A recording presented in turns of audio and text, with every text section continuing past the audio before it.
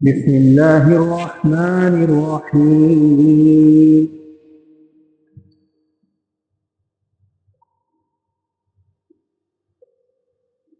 الحمد لله رب العالمين اللهم صل على محمد عبدك ورسولك وصل على المؤمنين والمؤمنات والمسلمين والمسلمات আসসালামু আলাইকুম। ভালো আছেন সবাই? শোনা যাচ্ছে ক্লিয়ারলি?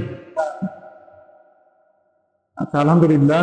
আল্লাহ রাব্বুল আলামিনের অশেষ প্রশংসা, শুকরিয়া যে তিনি আমাদেরকে আবারও এক সপ্তাহ পরে জুমার নামাজ এবং খুতবা শোনার জন্য তৌফিক দান করেছেন। দরুদ এবং সালাম আমাদের প্রিয় নবী হযরত মুহাম্মদ সাল্লাল্লাহু আলাইহি সাল্লামের প্রতি। শোনা যাচ্ছে এখন ভালো মতো? আচ্ছা, তাহলে এর আগের সপ্তাহে আমরা আলোচনা করেছিলাম সালাতের গুরুত্ব সম্পর্কে। সংক্ষেপে যদি বলি যে ঈমান আনার পর থেকে বলা হয়েছিল এরকম যে ঈমান আনার পর থেকে আমাদের জীবনে যদি সবচেয়ে গুরুত্বপূর্ণ কোনো ইবাদত থাকে সেটা হচ্ছে নামাজ। এবং এটা এমন একটা ইবাদত, এটা কোনো ক্রমেই কোনো সময়ই মনে করার কোনো সুযোগ নাই যে আজকে আমাদের জন্য নামাজে কোনো ছাড় আছে, মাফ আছে, এরকম কোনো সুযোগ নেই। তবে নামাজের ব্যাপারে একজন মুমিন মুসলিম সবচেয়ে বেশি সতর্ক থাকবে। অন্য যে কোনো ইবাদত সেগুলো পরিস্থিতির কারণে অনেক সময় কিছুটা ছাড় আছে, কাজা করা যায়, অন্যকে দিয়েও করিয়ে নেওয়া যায়। কিন্তু নামাজ এমন একটা ইবাদত যেটার কোনো ছাড় নাই, কোনো অবস্থাতেই কোনো মাপ নাই। যদি না আমি অজ্ঞান হয়ে যাই অথবা পাগল হয়ে যাই, এই সমস্ত ক্ষেত্র ছাড়া মৃত্যুর আগ পর্যন্ত আমাকে মনে রাখতে হবে যে আমাকে 5 ওয়াক্ত নামাজ তার নির্দিষ্ট অক্তের মধ্যেই আমাকে পড়তে হবে। ওয়াক্তের বাহিরে যে কাজা করার ইচ্ছাকৃতভাবে কোনো সুযোগ নাই। কেউ যদি মনে করে যে না ইচ্ছাকৃতভাবে আমি নামাজ এরকম তরক করি অথবা কাজা করি, তাহলে এটা একটা কুফরি কাজ বলা হয়েছে। এবং সাহাবীদের সময়ে ওনারা যেটা মনে করতেন যে যদি কেউ ইচ্ছাকৃতভাবে এরকম নামাজ ত্যাগ করে তাকে তারা কাফের মনে করতেন সরাসরি। তাহলে খুবই সতর্কতার বিষয় যে আমরা নামাজের এই গুরুত্বগুলো ভালো মতো বুঝবো ইনশাআল্লাহ। আজকে আমাদের আলোচনার বিষয় হচ্ছে শবে মিরাজ এবং সালাতের কিছু গুরুত্বপূর্ণ মাসালা। আমরা আসলে নামাজ ছোটবেলা থেকেই আমরা পড়ছি, তাই না? ছোটবেলা থেকেই পড়ছি এবং হচ্ছে নামাজ সম্পর্কে আমরা প্রতিনিয়তই আমরা অসংখ্য জিনিস শুনি। কিন্তু কিছু কিছু বিষয় আমরা গভীরভাবে জিনিসটা না বোঝার কারণে বা চিন্তা না করার কারণে আমাদের নামাজের মধ্যে বিভিন্ন ধরনের ভুল ত্রুটি রয়ে যায়। সেই ভুল ত্রুটিগুলো যদি এরকম হয় যে ফরজ বা ওয়াজিবের ক্ষেত্রে, তাহলে তো নামাজই বাদ হয়ে যাওয়ার, তরক হয়ে যাওয়ার সম্ভাবনা থাকে, তাই না? তাহলে আমরা আজকে ভালো মতো এই ক্ষেত্রগুলো একটু বোঝার চেষ্টা করবো, সেই সংক্রান্ত মাসালাগুলো একটু দেখার চেষ্টা করবো। তাহলে আজকে হচ্ছে 26শে রজব। 26শে রজব সাধারণত 27শে রজবের দিনটাকে, রাতটাকে শবে মিরাজ বা লাইলাতুল মিরাজ এই নামে হচ্ছে অভিহিত করা হয়। আমরা জানি, সবাই জানি যে রাসূল সাল্লাল্লাহু আলাইহি সাল্লামের জীবনে কিছু গুরুত্বপূর্ণ মুজিজা রয়েছে, তাই না? তার মধ্যে বলা হয় সবচেয়ে গুরুত্বপূর্ণ মুজিজা হচ্ছে কুরআন।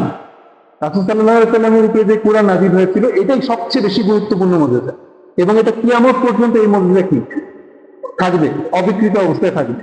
এটা একটা মুজিজা যে এইটা একটা এমন একটা কিতাব যার মধ্যে কোনো ধরনের কোনো সন্দেহ নাই।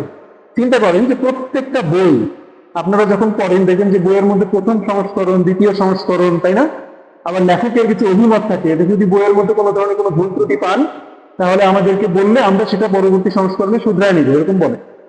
কিন্তু কোরআন এমন একটা বই দেখেন যে কোরআনের একেবারে দ্বিতীয় পাতাতেই, দ্বিতীয় সূরাতেই প্রথমেই বলছে যে এটা এমন একটা কিতাব যাতে কোনো ধরনের কোনো সন্দেহ নাই।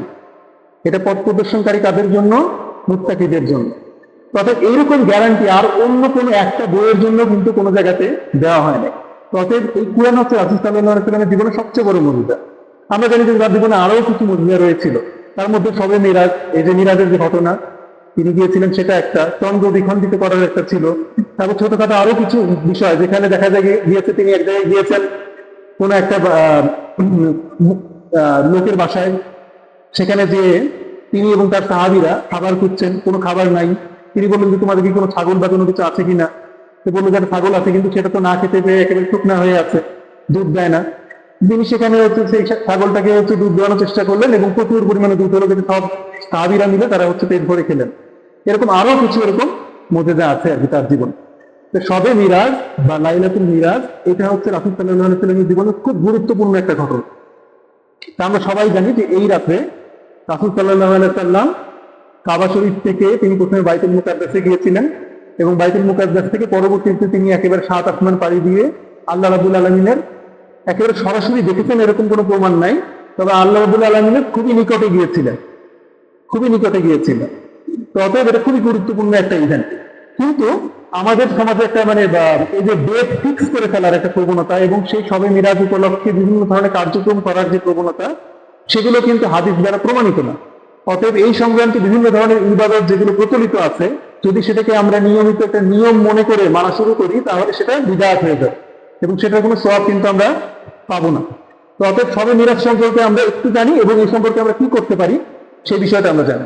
তো অতএব শবে মিরাজ সম্পর্কে আলোচনা করা হয়েছে সূরা বনী ইসরাঈল প্রথম আয়াতে এবং সূরা নাজম সেখানে হচ্ছে কিছু আয়াতে আল্লাহ রাব্বুল আলামিন এই মিরাজ সম্পর্কে বলেছেন। তাহলে এটা দুটো পার্ট, আমরা শুধু খালি মিরাজ নামেই জানি, কিন্তু জিনিসটা ইসরা এবং মিরাজ।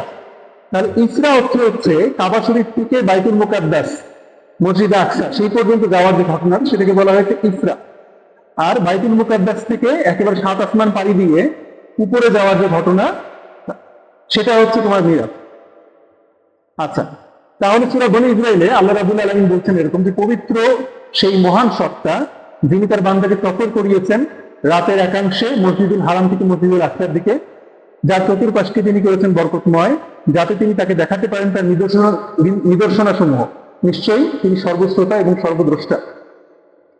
তাহলে আল্লাহ রাব্বুল আলামিনের মানে একটা বিশাল অনুগ্রহ যে তিনি তার একজন সৃষ্টিকে জীবিত অবস্থাতেই সশরীরে, অনেকে মনে করে যে মিরাজ মনে হয় স্বপ্ন যদি হয়েছিল, কিন্তু এখানে দেখেন আল্লাহ রাব্বুল আলামিন বলেছেন যে সেই পবিত্র সত্তা যিনি তার বান্দাকে সফর করিয়েছেন। এখানে কিন্তু এমন কোনো কথা বলা নাই যে তিনি তার রূহকে সফর করিয়েছেন অথবা স্বপ্ন যুগে সফর হয়েছে, বিষয়টা এমন না। পুরোপুরি সশরীরেই আল্লাহ রাব্বুল আলামিন রাসূল সাল্লাল্লাহু আলাইহি ওয়াসাল্লামকে নিয়ে গেছিলেন।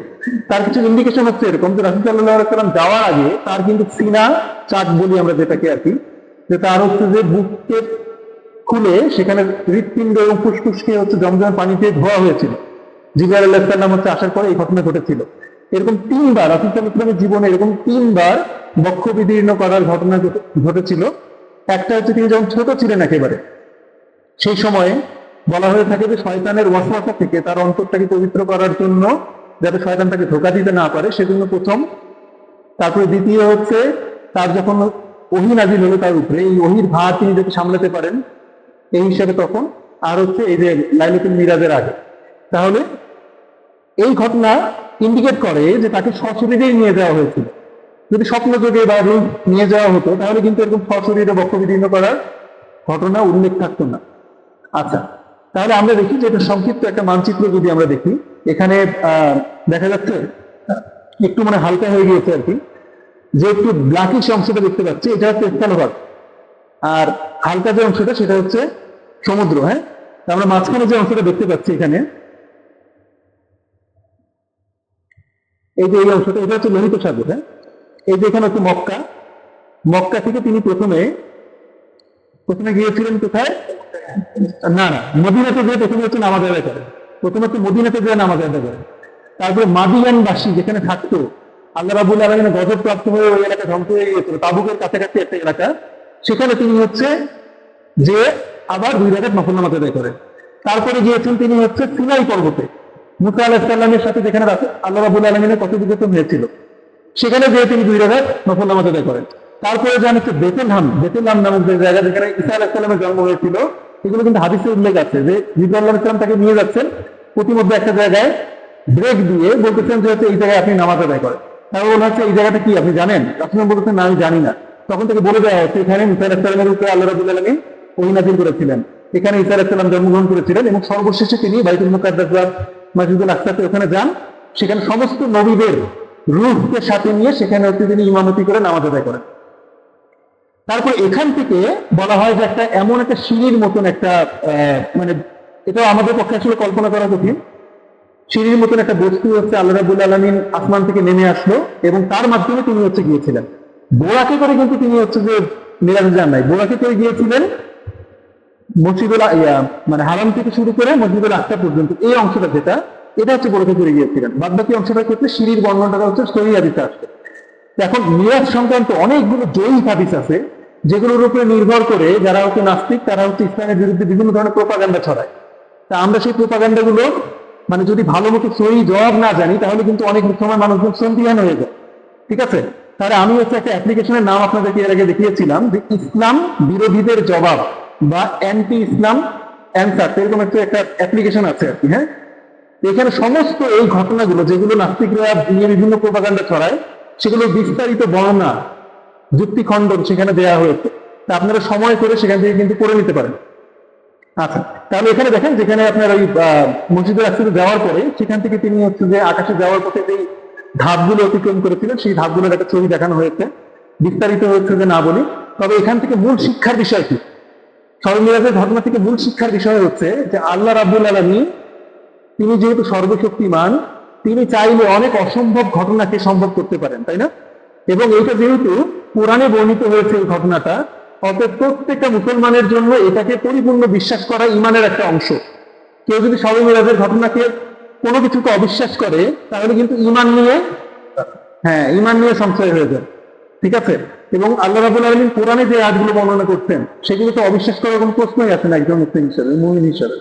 তত আমরা শবে মিরাজের এই ঘটনাটাকে আমরা ভালো মতো বুঝবো, জানবো, এবং এখান থেকে পরবর্তীতে চিন্তা করার অনেক অপশন রয়ে গিয়েছে। কিন্তু মানে পুরো পৃথিবীর ইতিহাসে প্রথম মহাকাশচারী বা প্রথম এই যে বিশাল দূরত্ব অতিক্রম করে যাওয়া ব্যক্তিকে রাসূল সাল্লাল্লাহু আলাইহি ওয়াসাল্লাম। তার মানে বলা যায় রাসূল সাল্লাল্লাহু আলাইহি ওয়াসাল্লামের মাধ্যমেই বিজ্ঞানের উৎকর্ষতার যে সূচনা, পৃথিবীর বাহিরের জগতের জ্ঞানের যে সূচনা, সেটা আল্লাহ রাব্বুল আলামিন একটা ইন্ডিকেশন দিয়েছেন।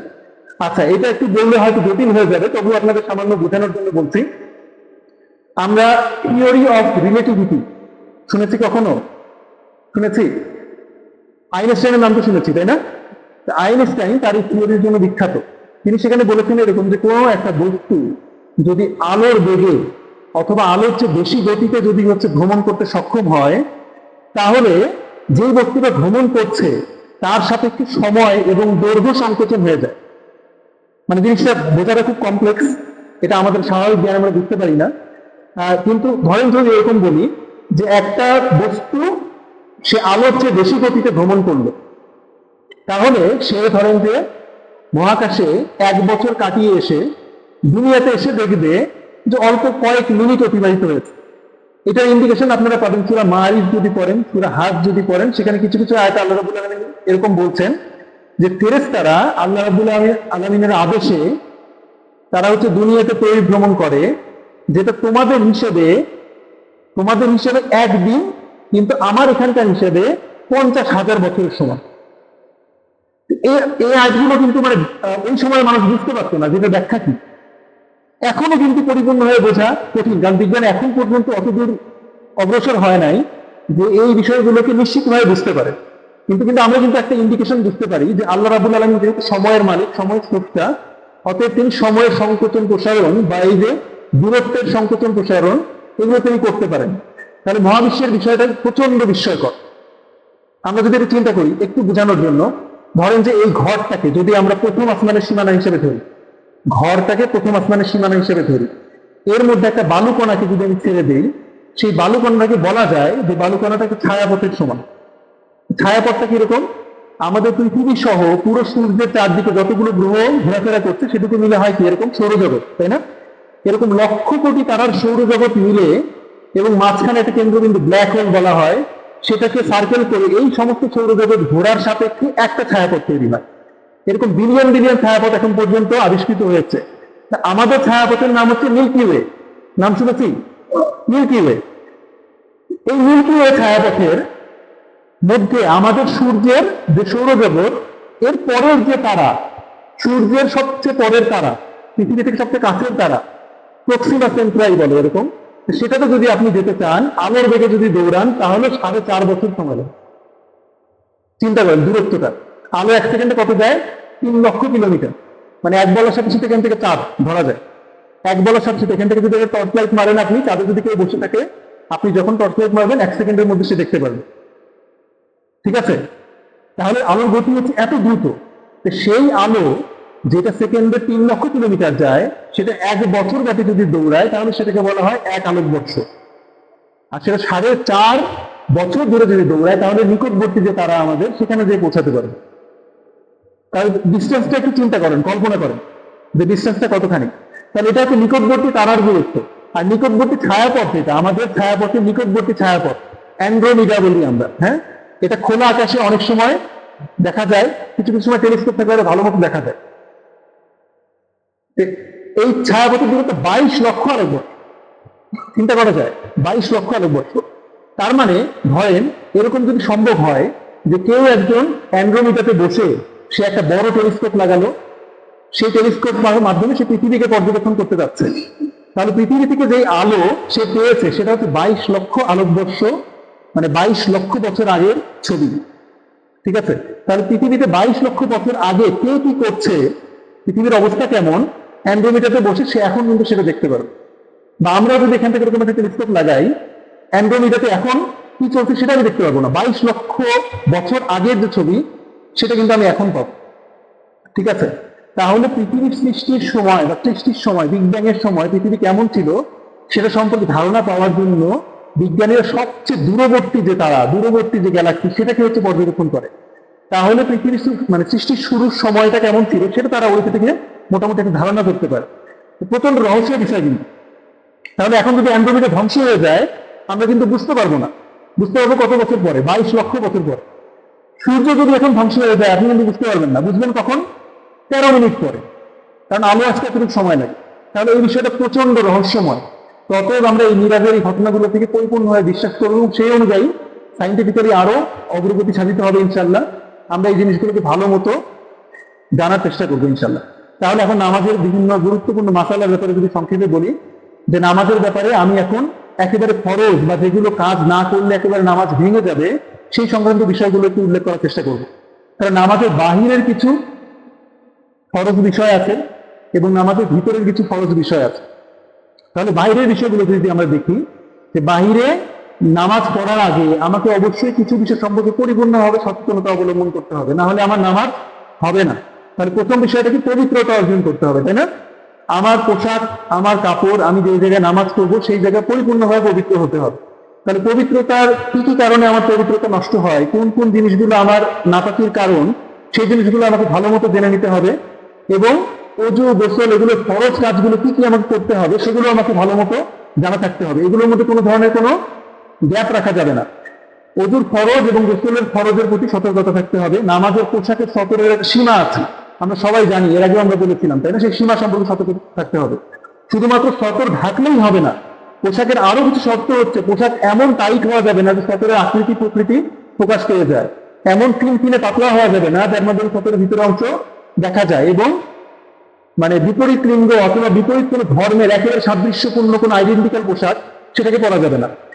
নামাজের ওয়াক্ত মোতাবেক নামাজ পড়তে হবে, নামাজের ওয়াক্তের বাইরে যে নামাজ পড়লে সেই নামাজের আদায় হবে না।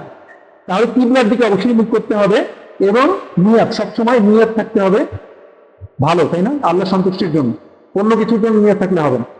আচ্ছা, তাহলে এখন এখানে একটা চার্ট দেখানোর চেষ্টা করেছি, এখানে বিভিন্ন, আচ্ছা এখানে টিক চিহ্নটা সম্ভবত আপনার আসে নাই, যেটা দেখা যাচ্ছে, যেটা যে ঘর করা আছে, একটা চার কোণে ঘর করা আছে, এটাকে আপনারা একটা টিক চিহ্ন হিসেবে মনে করে নেন আর কি। হ্যাঁ, তাহলে এখানে 4টা মাযহাব সাপেক্ষে আপনার দেখানো হয়েছে। এটা দেখানোর কারণ হচ্ছে এটা যে 4 মাযহাবই তারা তাদের মতন করে সর্বোচ্চ চেষ্টা করেছেন তাদের সময়ে যেই হাদিসগুলো তারা পেয়েছেন সেটার আলোকে একটা আইন দেওয়ার জন্য, যে কি করলে কি হবে এরকম একটা আইন দেওয়ার জন্য তারা সর্বোচ্চ চেষ্টা করেছেন। হ্যাঁ, আমাদের মধ্যে একটা গোড়ামি চলে আসে অনেক সময়, দেখবেন যে আমাদের এরকম একটা ধারণা যে আমি হানাফি, আমি মালিকি, আমি হাম্বলি, আমি শাফি, এরকম ভাবে আমরা অনেক সময় পরিচয় দিই এবং মনে করি যে এইটাই 100% পালন করতে হবে, এর বাইরে গেলে মনে হয় আমি কুকুরের মতো চলে গেলাম। আমার মানার মাপকাঠি কে? রাসূল সাল্লাল্লাহু আলাইহি ওয়াসাল্লাম, তাই না? আমি তো ইমাম আবু হানিফাকে মানি না, আমি তো ইমাম শাফিঈকে মানি না, হাম্বলিকে মানি না, আমি মানি কাকে? রাসূল সাল্লাল্লাহু আলাইহি ওয়াসাল্লামকে মানি, তিনি আমার মানার মাপকাঠি। এখন ইমাম আবু হানিফার খুব সুন্দর একটা কথা আছে যে আমি চলে যাওয়ার পরে, আমার মৃত্যুবরণ করার পরে তোমরা যেই হাদিসের ভিত্তিতে আমি ডিসিশন দিয়েছি কোনো একটা, এর চেয়ে যদি সহি কোনো হাদিস পাও, ভালো কোনো হাদিস পাও, তাহলে সেটাই আমার মাঝাব। এখানেই আমাদের গোড়ামি মানে বুঝি না আমরা। তো অতএব যদি আমি নিশ্চিতভাবে প্রমাণ পাই যে কোনো একটা বিষয়ে মানে অসংখ্য সহি হাদিস আছে, এবং সেটা অবশ্যই অবশ্যই ইমাম আবু হানিফার যে হাদিসের ভিত্তিতে তিনি বলেছিলেন সেটার তুলনায় অনেক গুণ শক্তিশালী, তাহলে রাসূল সাল্লাল্লাহু আলাইহি ওয়াসাল্লামকে মানার নিয়তে আমি কিন্তু সেটাকে মানতে পারি। সেটা কিন্তু মাযহাব তরক করা হয়ে যাবে না। আপনারা ভালো মতো মাযহাব বিষয়ে আরো অনেক বইপত্র আছে, পড়াশোনা করে দেখতে পারেন। তাহলে আমি এখানে কম্বিনেশন করেছি এই কারণে, যাতে বাধ্যতামূলক বিষয়গুলো কোনোটা যাতে আমার মাধ্যমে ছুটে না যায়। ঠিক আছে? তাহলে আমি জানবো যে আমার জন্য বাধ্যতামূলক বিষয় কোনগুলো, সেগুলো জানলে আমার পক্ষে আর কোনো সন্দেহ থাকবে না যে আমার কোনো কবুলিয়াতে কোনো ঝামেলা আছে। তবে অজুর ফরজগুলো যদি আমি দেখি, যে মুখ ধোয়া, মুখের একেবারে কপালের মানে চুলের যেখানে শুরু, সেখান থেকে শুরু করে থুতনির নিচ পর্যন্ত, এবং দুই কানের লতিফ দুই পাশ পর্যন্ত, এই পর্যন্ত পুরোটা হচ্ছে মুখমণ্ডল। অর্থাৎ এই পর্যন্ত অংশটা পুরোপুরি ভাবে ধুতে হবে। তারপর দুই হাত কোনোই পর্যন্ত ধোয়া, এই পর্যন্ত ধোয়া, হ্যাঁ, একবার ধোয়া ফরজ, তিনবার ধোয়া সুন্নাত। মাথায় মাসাই করা, এখানে একটু পার্থক্য আছে। দেখেন যে পুরো বাদবাকি তিন মাথায় বলেছে পুরো মাথা মাসাই করতে হবে, ইমাম আবু হানিফা বলেছেন 1/4 মাসাই করতে হবে। তবে সাবধানতার বিষয় হচ্ছে পুরো মাথায় আমরা মাসাই করে ফেলবো ইনশাল্লাহ। তা পা ধোয়া টাকনি সহ, এবং ধারাবাহিকতা তারটিব রক্ষা করা। মুখ ধোয়ার আগে হাতের কুনি পর্যন্ত ধুয়ে ফেলবো না। তারপরে কি একটানা করা, এগুলোর মধ্যে কোনো গ্যাপ দিব না। কারণ মুখ দিয়ে আপনি বসে আছেন, শুকায় গেল, তারপরে আবার হাত ধুলেন, এরকম না। একটানা সুন্দরভাবে করব, তারপরে আমার অজু পরিপূর্ণভাবে আমি কমপ্লিট বুঝতে পারবো ইনশাল্লাহ। তো অজুর পরে একটা সুন্দর আমল আছে, যেটা বলা হয়েছে যে অজু করার পরে কেউ যদি আমরা যে কালেমা শাহাদাতের যে বাক্যটা, এটা যদি পড়া হয়, তাহলে তার জন্য জান্নাতের 8টা দরজাই খোলা থাকবে একেবারে। তাহলে এটা আমরা একটু মনে রাখবো, মনে করে পড়ার চেষ্টা করবো। গোসলের ফরজগুলো যদি আমরা দেখি, আমরা জানি যে গোসলের ইমাম আবু হানিফার মানে হানাফি মাযহাব অনুযায়ী কুলি করা, নাকে পানি দেওয়া, এবং পুরো শরীরের প্রত্যেকটা অঙ্গ প্রত্যঙ্গে পানি পৌঁছানো, এই তিনটা হচ্ছে আমার ফরজ। হ্যাঁ, আর বাদবাকি মাযহাবে কিছু কিছু আছে, যেমন দেহ মালিশ করা, ধারাবাহিকতা। তবে আমার মনে হয় যে কুলি করা, নাকে পানি দেওয়া, পুরো শরীরে পানি পৌঁছানোর মাধ্যমে কি দেহ মালিশ করার এরিয়াটাও আদায় হয়ে যায়। আর ধারাবাহিকতা রক্ষার ব্যাপারে যে হাদিসগুলো আমি দেখেছি অত শক্তিশালী হাদিস না। অতএব এখানে হানাফি মাযহাব অনুযায়ী যে তিনটা কাজ, সেগুলো পালন করলে হয়ে যাবে ইনশাল্লাহ। আর গোসলের জন্য তো নিয়ত, আমরা গোসলের নিয়তেই তো যাই, নাকি অজু করার নিয়তে গোসল করে ফেলি? তা তো করি না, গোসল করে নিয়তেই তো যাই ইনশাল্লাহ। তাহলে আমরা এগুলো বিষয়ের প্রতি একটু মনোযোগ রাখবো। আর নামাজের ফরজগুলো দেখি। নামাজের ফরজ, এই যে বাম পাশে আপনার পুরো একটা তালিকা দেওয়া হয়েছে। তাকবীরে তাহারিমা, মানে প্রথম যে তাকবীরটা, আল্লাহু আকবার বলা। আমরা অনেক সময় দেখবেন যে মানুষজন দৌড়ায়, যখন এসে নামাজ ধরতেছে, ধরেন যে ইমাম সাহেব নামাজ পড়তেছে, অলরেডি আমি দৌড় দিয়ে এসে নামাজ ধরতেছি, রুকু শেষ হয়ে যাবে, এই চিন্তায় অনেকের অনেক সময় তাকবীরে তাহারিমা কিন্তু ছুটে যায়। আল্লাহু আকবার না বলেই দেখা যায় যে মানুষজন রুকুতে শামিল হয়ে গেছে। নামাজ কিন্তু হবে না, ফরজ করে। অতএব তাকবীর তাহরিমের ব্যাপারে সচেতন থাকতে হবে। দাঁড়িয়ে নামাজ আদায় করতে হবে। আপনার দাঁড়ানোর সামর্থ্য থাকলে দাঁড়িয়েই নামাজ আদায় করতে হবে। আমাদের সমাজে এরকম বহুল প্রচলন দেখতে পারবেন যে একটা চেয়ার এক পাশে থাকে, ধরেন যে কোনো একটা মানুষের হচ্ছে পিঠে একটু ব্যথা অথবা পায়ে একটু ব্যথা, সে পুরো জায়গায় একটু হেঁটে আসলো, হেঁটে এসে একটু চেয়ারে বসে নামাজ পড়তেছে। তাহলে তার তো দাঁড়ানোর সক্ষমতা আছে, সে দাঁড়ানোর সক্ষমতা থাকার সাপেক্ষেও যদি চেয়ারে বসে নামাজ পড়ে, নামাজ কিন্তু হবে না। বুঝতে পেরেছি? আচ্ছা, তারপরে হচ্ছে কিরাত, সূরা ফাতিহা। সূরা ফাতিহা পড়া, এটা হচ্ছে ফরজ। সূরা ফাতিহা ভালো মতো শুদ্ধ করে তেলাওয়াত করতে হবে। রুকু করা, সিজদা করা, শেষ বৈঠক। রুকু এবং সিজদার ক্ষেত্রে সতর্কতার বিষয় হচ্ছে, রুকু এবং সিজদাতে যখন যাব, তখন পরিপূর্ণ হক মেনটেন করে রুকু এবং সিজদা করতে হবে। রুকুর সময় পরিপূর্ণ সোজা হয়ে হেলতে হবে। সিজদায় যখন যাব, তখন অবশ্যই কপাল এবং নাক আমার গ্রাউন্ডে টাচ করছে কিনা সেটার ব্যাপারে সতর্ক থাকতে হবে। অনেকের কিন্তু দেখা যায় যে নাক মাটিতে লাগছে না, এইভাবে সিজদা হয়ে যাচ্ছে, নামাজ কিন্তু হবে না। হ্যাঁ, শেষ বৈঠক হচ্ছে ফরজ। তাশাহুদ করা, এটা হানাফি মাযহাব অনুযায়ী ফরজ না, সুন্নাতের ক্ষেত্রে বলা হয়েছে, কিন্তু অন্যান্য মাযহাব অনুযায়ী, যেমন শাফিঈ এবং হাম্বলি মাযহাব অনুযায়ী ফরজ তাশাহুদ করা। সালাম, এটা হানাফি মাযহাব অনুযায়ী বলা হয়েছে ওয়াজিব, বাদ বাকি সবগুলোকে ফরজ। ধারাবাহিকতা মেনটেন করা, এটা বাদ বাকি সমস্ত মাযহাব অনুযায়ী বলা হয়েছে ফরজ। অতএব এগুলো খুব সতর্কতার সাথে আমরা ভালো মতো যাচাই করে নিব, কারণ আমাদের ওয়াজিব। বাদ বাকি 3 মাযহাব অনুযায়ী ওয়াজিবের কোনো বিষয় কিন্তু নাই, সবগুলোকে বাধ্যতামূলক বলা হয়েছে। কিন্তু হানাফি মাযহাব অনুযায়ী কিছু কাজ যেগুলো সহিহ সিজদার মাধ্যমে শুধরানো যায়, ঠিক আছে, এরকম কিছু বিষয়ের কথা বলা হয়েছে। বাদ বাকি মাযহাবগুলোতে ওই বিষয়গুলোকে মানে আপনার ফরজের মধ্যেই ধরেছে, কিন্তু তার মধ্যে দুইটা ভাগ করেছে। আমার কাছে একটু সুন্দর মানে এই যে শত আর বিশাল হচ্ছে যে আপনার এখানে বিবরণ আছে, আমি এটা মসজিদে রেখে দেবো, আপনার ডিটেল পড়ে দেখলে ভালোভাবে বুঝতে পারবেন। এটা স্বল্প সময় বোঝানো একটু কঠিন, তবে আমি এই ওয়াজিব গুলোকে ফরজ হিসেবে মেনে নিবো, যেগুলো আমাদের করতেই হবে, তাই না? ওয়াজিব আর ফরজ মোটামুটি একই ধরনের। ভুল করে যদি ওয়াজিব ছুটে যায় সেগুলো দিলেই হবে, তাহলে যেগুলো মোটামুটি সহযোগিতা দিলে হবে সেগুলোকে আমি এখানে সংকলন করার চেষ্টা করেছি। তার মধ্যে তাকবীর তাহরিমা বাদে বাদ বাকি যে তাকবীর গুলো, এগুলো হচ্ছে সহযোগিতার মাধ্যমে সংশোধন করা যায়। সূরা ফাতিহার পরে অন্য কোনো সূরা মিলাতে হবে। রুকু সিজদার মধ্যে সোজা হয়ে দাঁড়ানো এবং তাসবিহ পড়া, দুই সিজদার মাঝখানে সোজা হয়ে বসে তাসবিহ করা, দুই সিজদার মাঝখানে সোজা হয়ে বসা তাসবিহ করা। অনেকে কিন্তু তাসবিহ পড়ে না। দুই সিজদার মাঝখানে যখন সোজা হয়ে বসবো তখন সেখানে অবশ্যই রাব্বিক ফিরলি রাব্বিক ফিরলি রাব্বিক ফিরলি অন্তত এই 3 তাসবিহ পড়ার সময় পর্যন্ত আমাকে বসতে হবে, তাসবিহ করতে হবে। যদি আমি সময়টা না দিই, খালি হচ্ছে কোনো মতে বসলাম আবার চলে গেলাম, নামাজ কিন্তু তরক হয়ে যাবে। ঠিক আছে? তা আরো ভালো ভালো কিছু দোয়া আছে, সেগুলো আমরা করতে পারি। রাব্বিক ফিরলি ওয়ারহামনি ওয়াফিনি ওয়াহদিনি ওয়ারযুকনি, এরকম অনেক দোয়া আমরা করতে পারি, সেগুলো আমরা করার চেষ্টা করবো। তার প্রথম বৈঠকে বসা এটা ওয়াজিব।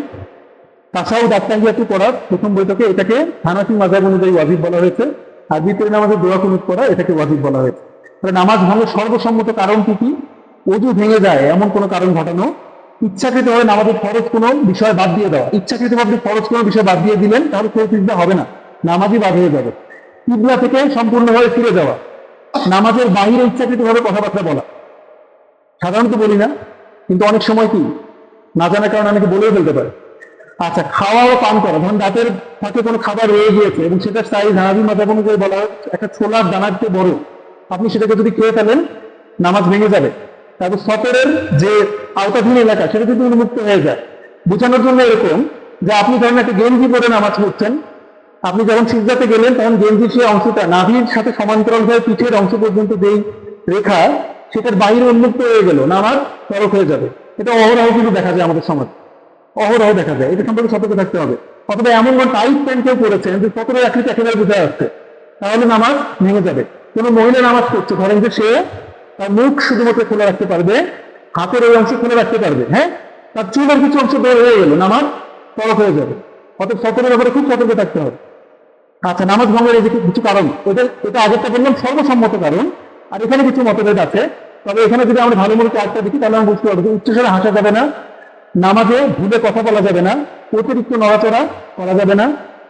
তারপরে হচ্ছে যে এইটা একটা মানে আপনার শাফিঈ মাযহাব হাম্বলী মাযহাব অনুযায়ী বলা হয়েছে যে পুরুষ এবং নারীর স্পর্শ যদি হয় ওযু ভেঙে যায়। কিন্তু সেই হাদিস মোতাবেক দেখা যায় যে না, এটা হানাফি মাযহাবের ক্ষেত্রে শক্তিশালী মতবাদ যে না, ওযু ভাঙে না। তবে এইটাকে আপনারা মানে একটু বাদ দিতে পারেন। সালাম দেয়া, নামাজে সালাম দেওয়া যাবে না কাউকে। আর হচ্ছে সন্দেহ, রাকাত নিয়ে যদি সন্দেহ থাকে তাহলে হানাফি মাযহাব অনুযায়ী বলা হয়েছে যে শক্তিশালী যেটা ধারণা, আপনার যেটা মনে হচ্ছে সেটার উপরে আমল করবেন। তবে আমার কাছে যেটা যুক্তিযুক্ত মনে হয় যে আপনার কাছে যদি মনে হয় যে না, আমি এই রাকাতে আগে করেছি কি না করেছি, এরকম যদি সন্দেহ হয় তাহলে সেটাকে বাদ দিয়ে হিসাব করা, তাহলে আর কোনো ভয় থাকে না, তাই না, সন্দেহ থাকে না। আচ্ছা, তাহলে আমাদের সতর্কতার কিছু বিষয় এটা বলে আমরা আজকে আলোচনা শেষ করে দেবো ইনশাল্লাহ। মানুষের পবিত্রতা অর্জন করতে গিয়ে আমাদের মনের মধ্যে কিছু শয়তান ওয়াসওয়াসা দেয়। মনে হয় এরকম যে আমরা হয়তো ভালো মতো পবিত্র হই নাই, অথবা মনে হয় প্রত্যেকের ফোঁটা একটা বের হয়ে গেছে, এরকম মনে হতে পারে। তাহলে মনে হওয়ার ক্ষেত্রে রাসূল সাল্লাল্লাহু আলাইহি ওয়াসাল্লাম খুব সুন্দর সমাধান দিয়েছেন। তিনি বলেছেন যে ওযু করার পরে সুন্নাত হচ্ছে অল্প কিছু পানির ছিটা লজ্জাস্থানে দিয়ে দেওয়া, যাতে শয়তানের এই ওয়াসওয়াসাটা না আসে। ঠিক আছে? অনেকে দেখা যায় যে প্রচুর সময় নষ্ট করে এখানে। আবার কিছু কিছু কাজ দেখতে খুব একটু অশ্লীল মনে হয়, মানুষ এরকম সমাজে কিন্তু প্রচলিত কাজ আছে।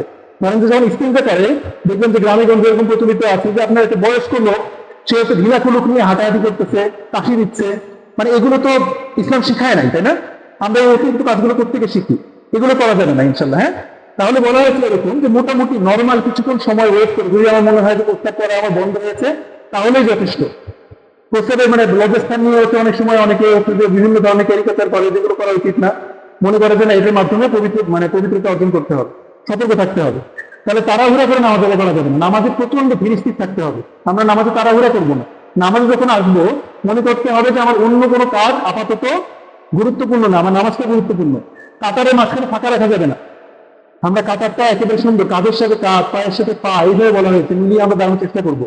সামনের কাতার পূর্ণ না করে অনেকে পিছনে দাঁড়িয়ে যায়, এটা করা যাবে না। সামনের কাতার অবশ্যই পূরণ করতে হবে, নাহলে নামাজ হবে না। ইমামের আগে কোনো কাজ করা যাবে না, কারণ ইমাম আল্লাহ বলছে আমি খুব র্যাপিড, একেবারে ইমামের আগে এই কাজটা করে ফেললাম, হবে না। একটু ধীরে ধীরে ভাবে ইমামকে সময় দিয়ে তারপরে কাজটা করতে হবে। ইকামত বা নামাজ শুরু হয়ে গেলে আপনি পিছনে সুন্নত নামাজ পড়া, এটা কিন্তু আপনি বলেন নাই। অতএব ইকামত হয়ে গেলে বাদ বাকি সুন্নত নামাজ পড়া যাবে না। নামাজের কোনো প্রমাণিত সহি সুন্নাত শুধুমাত্র মাযহাবের উসিলায় ভুলভাবে পালন করা যাবে না। আমরা ভালো মতো এই বিষয়গুলো সম্পর্কে স্টাডি করার চেষ্টা করব। তারপরে পাশের মানুষকে কষ্ট বা বিরক্তি হয় এমন কোনো কাজ করা যাবে না। আপনি ধরেন যে যখন আস্তে আস্তে তেলাওয়াত করে, অনেক সময় কিছু মানুষ এমন তেলাওয়াত করে যে পাশের মানুষের অসুবিধা হয়, অথবা এমন কিছু অ্যাক্টিভিটি করে যেটা পাশের মানুষের অসুবিধা তৈরি করে, অথবা মুখে আপনি ধরেন এমন কিছু খেয়ে আসছেন সেটা গন্ধ পাশের মানুষ পাচ্ছে, এরকম কোনো কাজ করা যাবে না। আর হচ্ছে লাস্টে যেটা খুব ইম্পর্টেন্ট, তেলাওয়াত শুদ্ধ করার চেষ্টা না করা। ধরেন যে ছোটবেলায় শিখেছি, তারপর শুদ্ধ করা আর কোনো সারা জীবন কোনো চেষ্টা নাই, ছোটবেলায় যেই সূরা শিখেছি সেই সূরা দিয়ে সারা জীবন চালা দিচ্ছি, এরকম করা যাবে না। ক্রমাগত কোরআন ভালো মতো তেলাওয়াত শুদ্ধ করা এবং নতুন নতুন সূরা মুখস্থ করার চেষ্টা চালিয়ে যাওয়া উচিত। তাহলে আজকে খুব সারাংশ হচ্ছে মিলাদের উপরে আমরা পরিপূর্ণভাবে বিশ্বাস করব। তারপর নামাজ না পড়ার যে শাস্তিগুলো, সেগুলোর যে ক্ষতির কারণগুলো, সেগুলো ভালো মতো বোঝার চেষ্টা করব। নামাজের পরিপূর্ণ নিয়মগুলো ভালো মতো জেনে নিঃসন্দেহাতীত ভাবে পরিপূর্ণ হক আদায় করে আমরা নামাজ পড়ার চেষ্টা করবো ইনশাল্লাহ। ঠিক আছে? নামাজ আমরা ভালো মতো পড়ছি ইনশাল্লাহ। যেটা মনে হচ্ছে আগের তুলনায় কিছুটা মুসল্লির সংখ্যা ইনশাল্লাহ বেড়েছে, তাই না? আমরা এটাকে ধরে রাখার চেষ্টা করবো ইনশাল্লাহ। হ্যাঁ, সবসময় একজন আরেকজনকে নামাজের জন্য ডাকবো, ভালো কাজের জন্য আদেশ দিব, আর কারোর মধ্যে কোনো মন্দ কাজ দেখলে আমরা সেগুলো ভালোভাবে সুন্দরভাবে ধরিয়ে দিব ইনশাল্লাহ। হ্যাঁ, আচ্ছা, আল্লাহ আমাদের এই লেকচার থেকে আজকে আমাদের বিভিন্ন নিয়ম সম্পর্কে বোঝার তৌফিক দান করুন। আচ্ছা, পরবর্তী খুতবা ইনশাল্লাহ বিভিন্ন যে গুরুত্বপূর্ণ দোয়া এবং জিকির, হ্যাঁ, এই সংক্রান্ত একটা খুব সুন্দর আলোচনা করা হবে ইনশাল্লাহ। আল্লাহ আমাদের সেই আলোচনা পর্যন্ত আমাদেরকে সুস্থভাবে বাঁচিয়ে রাখুন, সুস্থ রাখুন ইনশাল্লাহ। যারা তাদের সুন্নত নামাজ পড়েন নাই, সুন্নত নামাজ পড়েন।